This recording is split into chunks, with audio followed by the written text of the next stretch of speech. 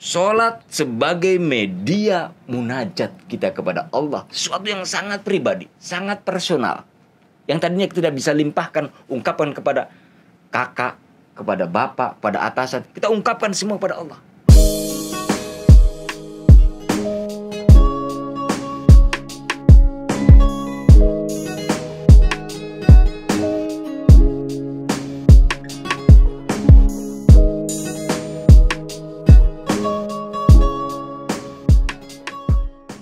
Bagian kelima dari metode sholat khusyuk sesuai dengan Imam Al-Ghazali dalam kitab Al-Hiyya adalah rasa harap, roja.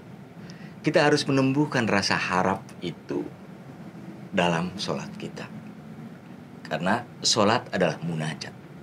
Sholat secara bahasa, sholat itu hiya doa. Sholat itu doa. Karenanya dari mulai takbir sampai salam itu adalah isi lautan doa.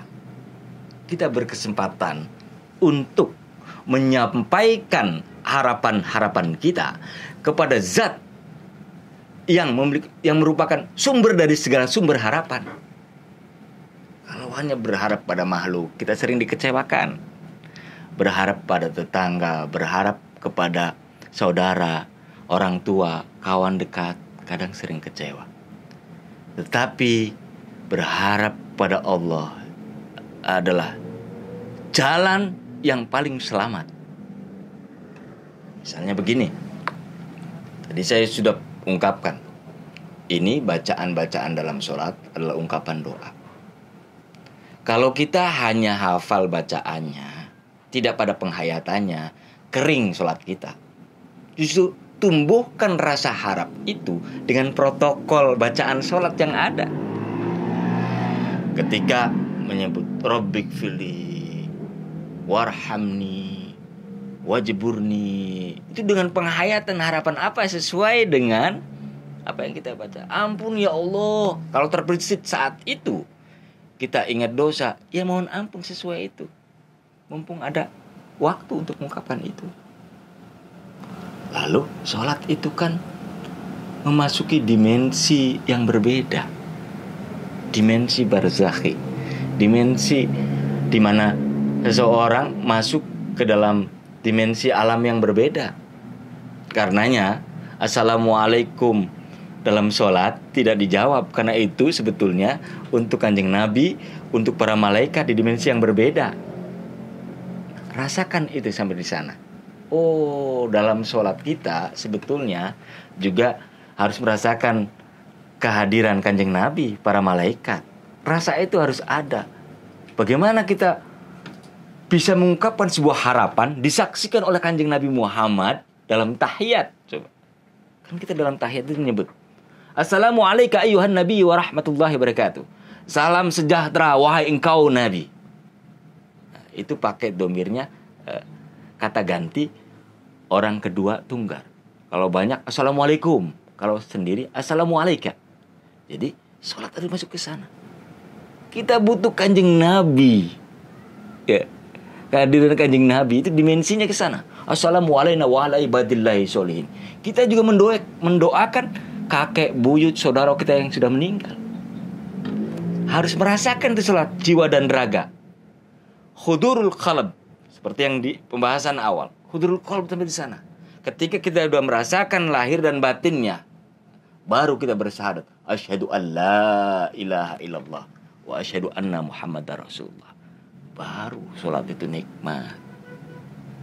Lalu kita diakhiri dengan bacaan sholawat, mendoakan Kanjeng Nabi Muhammad beserta keluarganya, itu ala ali Sayyidina Muhammad. Ya. Itu bukan hanya habaib yang kita doakan, itu mendoakan kita juga. Kita ini termasuk bagian dari keluarga umat Nabi, sama.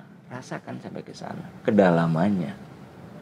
Jadi gunakan sholat sebagai media munajat kita kepada Allah, sesuatu yang sangat pribadi, sangat personal, yang tadinya kita tidak bisa limpahkan, ungkapkan kepada kakak, kepada bapak, pada atasan, kita ungkapkan semua kepada Allah. Sehingga sholat menjadi komunikasi rohani bahasanya personal banget akhirnya. Tidak hanya terpaku pada bacaannya, tapi penghayatan maknanya menjadi hubungan personal antara kita sebagai makhluk hamba yang tidak berdaya kepada zat yang maha agung. Harus sampai ke sana. Ini yang saya sebut bahwa kita harus hudurul qalb dan pakai bahasa ibumu, bahasa kalbumu. Nah, boleh jadi Anda orang Jawa, gak ngerti bahasa Arab, gak ngerti ilmu tafsir sejauh mungkin, tapi ruhaninya bagus, ya. Lalu tiba-tiba mimpi ketemu Kanjeng Nabi dalam bahasa Jawa, boleh jadi itu. Karena itu bahasa ruhani. Maka harus dipelajari pendekatan bagaimana, siapa diri kita. Caranya bagaimana? Rajin-rajin wirid dan zikir, rajin-rajin sholawat. Karena dengan zikir kita bisa mengenali diri kita. Zikir, secara jahar ataupun khofi, di malam hari istri tidur, kita sediakan ruang yang asyik masuk bersama Allah, nikmati perjamuan, ungkapkan itu. Kalau tidak bisa semua diungkapkan dalam sholat, hadirkan dalam zikirmu, lakukan munajatmu secara pribadi, sangat personal, dan itu medianya ada dalam sholat.